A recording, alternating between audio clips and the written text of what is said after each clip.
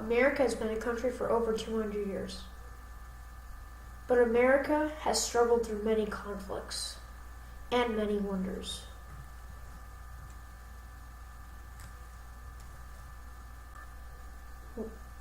One major conflict in our history is the racial discrimination of blacks and slaves.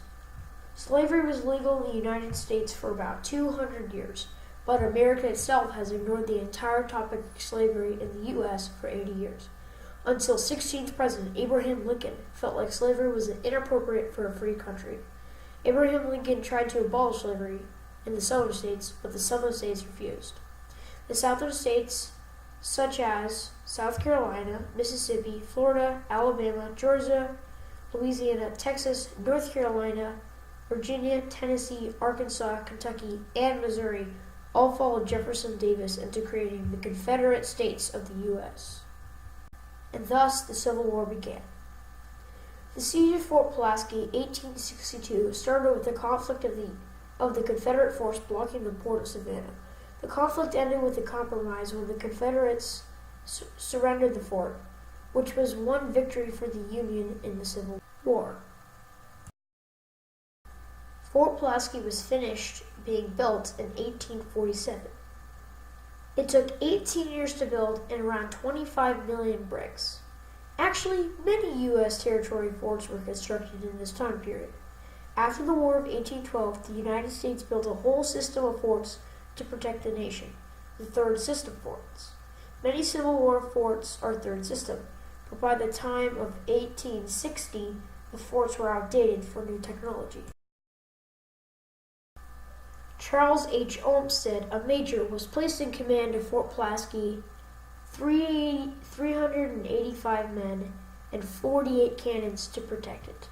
One regiment. In charge of this man was main military leader of the Confederate troops of America, General Robert E. Lee.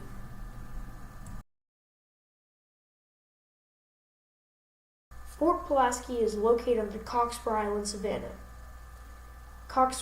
Pulaski was a French and Indian war hero via the name.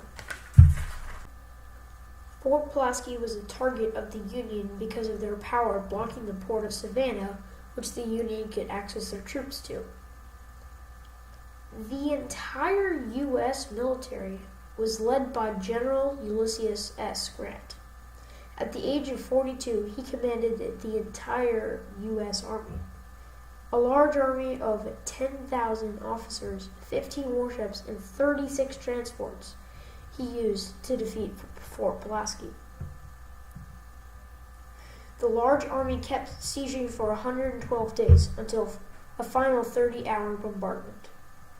What the Confederate troops were really afraid of was the rifle cannons, which increased bullet speed, and Fort Pulaski was never built for this technology.